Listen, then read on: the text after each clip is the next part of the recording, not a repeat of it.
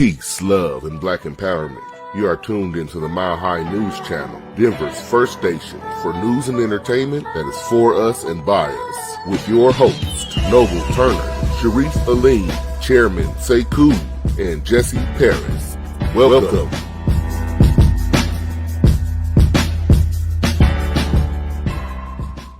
Peace, love, and black empowerment. Welcome back to Mile High News. I just want to thank all of our viewers first. We really appreciate you guys for the outstanding number of views that we're getting. You guys are really letting us know that we're doing something positive. First off, I want to get into our first topic here, and this is a very important topic. I want to talk about the 64,000 black women who are missing. And it's just really an outrageous amount of our women who are missing. And we really need to take heed of this. We really need to pay attention on what's going on. It actually coincides with the new womb transplants that they're doing. And if you look up the womb transplants and the amount of black women that are missing, you'll kind of see a pattern here. So I just want to say that that's another form of warfare, for us. They're taking away our creator. Our creators are the black woman, you know what I'm saying? The black woman is God, and they're trying to kill off our God pretty much. So we really need to pay attention to this. And like I was saying, they're having this new womb transplant where they can transplant a woman's womb into a transvestite or a transsexual. So we really need to look and focus on that. The shit's sick to me. You know what I'm saying? And it's, like I said, it's another form of warfare. They're taking us out and they're replacing us with whatever the hell you call them. I just want to say here, we respect the black woman. We love the black woman. You know what I'm saying? And in a little while, we're going to have our sister circle here at Mile High News. So I just wanted to promote that. We need to start protecting our queens, and everybody, thinks that, and even some of our queens, they think, I can handle and protect myself. And, that's cool to think that, but if you have a brother or if you have, a man, you know what I'm saying, make sure that he knows that you do need his protection. You know what I'm saying? And we need y'all's protection too, but what's going on is staggering, man. It's really happening out here, and the people in our community, we're not paying attention to this. You know what I'm saying? Just because it doesn't happen here in Denver, just because it doesn't happen in your neighborhood, doesn't mean it's not happening. Okay? So 64,000 black women have gone missing since 2010. So, if you can hear that and turn a blind eye to it, then, something's really wrong with you if you're a black person. So, like I said, we love the black woman and we respect you. And to my queens out there, I really need for y'all to seek help. You know what I'm saying? If you need a walk to your car, or, you know what I'm saying? Brothers, if you're driving down the street and seeing, altercation like I did the other week, I saw this white guy messing with his sister. I pulled over and, I asked what's going on. You know what I'm saying? The lady was a crackhead. But, you know what I'm saying? Hey, it don't matter. She was still one of ours. You know what I'm saying? Right. So, like I said, it's a form of war against us, and we really need to look at what's going down. So, like I said, we're going to have the sister circle here. We're going to get into some women's topics. You know what I'm saying? Just because you see 3 or 4 guys here, it doesn't mean that we're anti-women or anything like that. We love the black woman here. We're going to have a lot of them here in the future as well. That's right. We just want to make sure that our community knows about what's going on here, because knowledge is power. And if you see a sister in distress, help her out, brothers. You know what I'm saying? Right. Queens, you see a brother in distress, help him out. You know what I'm saying? Even if they're pulled over by the police and you just want to, pull over and start video recording. You know what I'm saying? Mm-hmm. That could save a life. That's right. In this time, in this age, in this era, we need as much help as we can get, because nobody has our back. That's you know right. what I'm saying? That's right. I just wanted to start it off with that. Just let you know that, Queens, we love you. And if you are in my presence, you are protected. That's right. You know what I'm saying? Act like you your mama and your grandmama. That's right. Make it personal. Every brother should have that mindset. You know what I'm saying? If you are in my presence, sister, you are protected. That's right. I just want to end that off with saying we love you, sisters. You guys look out for the sister circle we got coming here very soon. It's going to be headed by a lot of prominent women in our community. My wife including one. So we're going to be doing that. On to other news. We have our brother Jesse Paris. He's going to be speaking on reparations and the ADOS. Go ahead, brother. Go ahead, sir. Bro. Okay, so. Don't you start no trouble. So we have American descendants of slavery and foundational Black Americans. Now, to me, they're synonymous. There is no separation between the two. This all stems from this reparations movement that has sparked in the past 4 years. Yvette Carnell and Tone Talks, along with Tariq Nasheed and the rest of the new voices of Black independent media, have been pushing this very, very hard the past 2 years. And I just wanted to make it clear that this is about lineage. We built this country, the United States of America. This is our country, and we're not taking anything away from the diaspora. We're just saying, look, we have a specific justice claim here in the United States of America. This government owes us for chattel slavery, for what happened during Reconstruction, for Black codes, for Jim Crow, for the new Jim Crow that we're currently experiencing. We are owed for all that, and then we're also owed for what they're planning on doing next. That's past, present, and future. And we're asking for $100 trillion. That's where we're starting. Dollars? Yes, $100 trillion. Now, there's a Democratic candidate that is running for president named Marianne Williamson, and she's talking about reparations. Her whole platform is reparations. Now, she is lowballing it. She's talking about $500 billion. Like I said, we're demanding $100 trillion. Period. This is for the past, the present, and the future.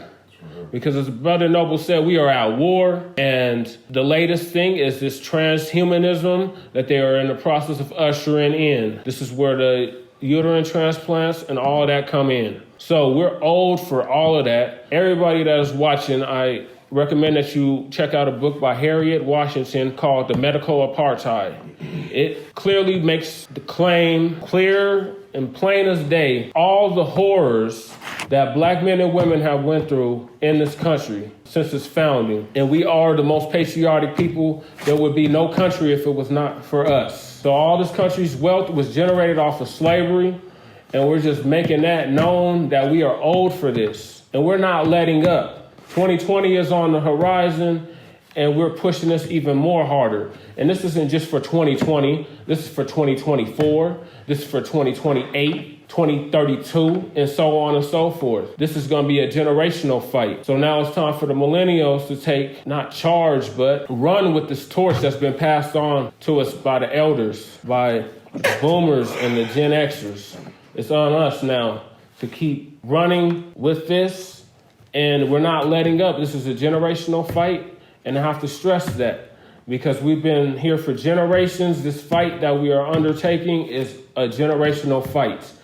And money alone is not going to solve this issue. Well, but it will put us in a position where we are no longer on the bottom, because currently we're on the bottom. ADOS, Foundational Black Americans, are on the bottom, and everybody's on top of us, including these immigrants that are coming in. And as we spoke on last show, the immigrants are being used to replace us, and they're claiming white as well. So we have to stress that we are Black, we are proud about it, and that we are descendants of the institution that generated all this country's wealth.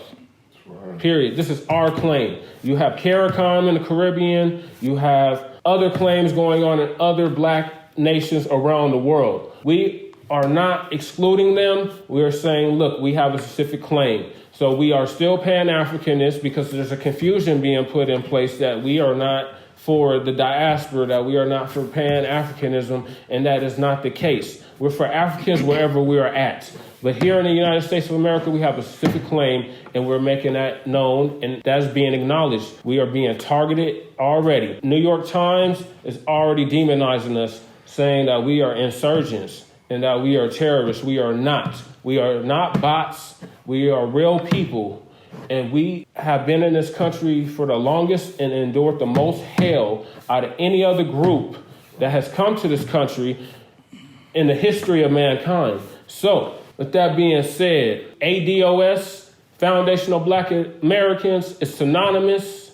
They're one. There is no separation there. They are one and the same.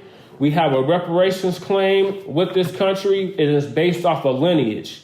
It has nothing to do with you're black like me. If you experience the killing fields of the South, pre-Civil War, post-Civil War, you have right to that claim.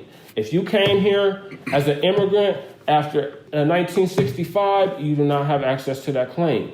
So I just want to make that apparently clear. This is a generational thing, and we have right to that claim.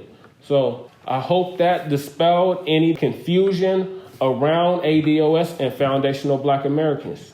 Now on to our next correspondent, who is going to tell us about the weed cartel, the marijuana cartel, and how that is affecting our communities. Yes, good evening, brothers and sisters. My name is Chairman Sekou. I have witnessed the illegal and legalization of marijuana as a precursor of the exploitation of the masses of our people who went to jail when it was declared illegal. And now that it's legal in Colorado, we got our people still in Colorado in jail. Now, let's relate this. So you got to understand, when we talk about reparations, we talk about the past, the present, and the future. Right now, as we stand, marijuana is legal in the state of Colorado, and we still got folks doing 10, 15, 20-year sentences for paraphernalia and a joint. And I personally experienced the injustice of this in Colorado.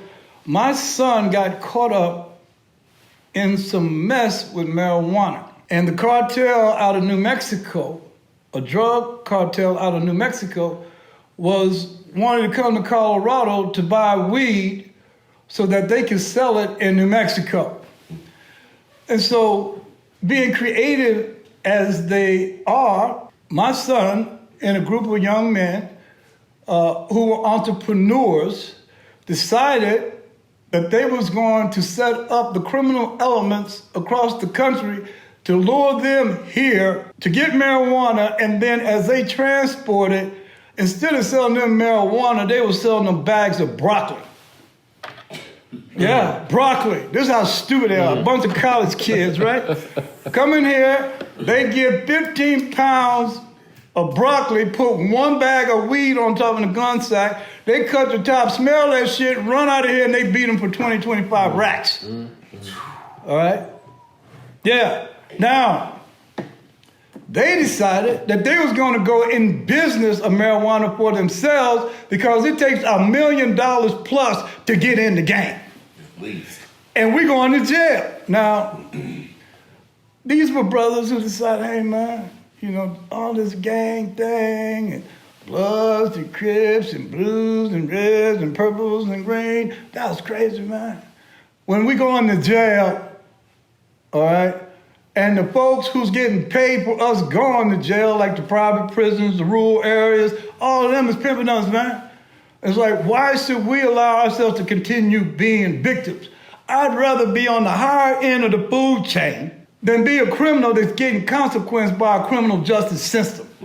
So here we go. They done sold weed, all right, on the top, a pound, for 16 years in jail, with the rest of it being broccoli, all right?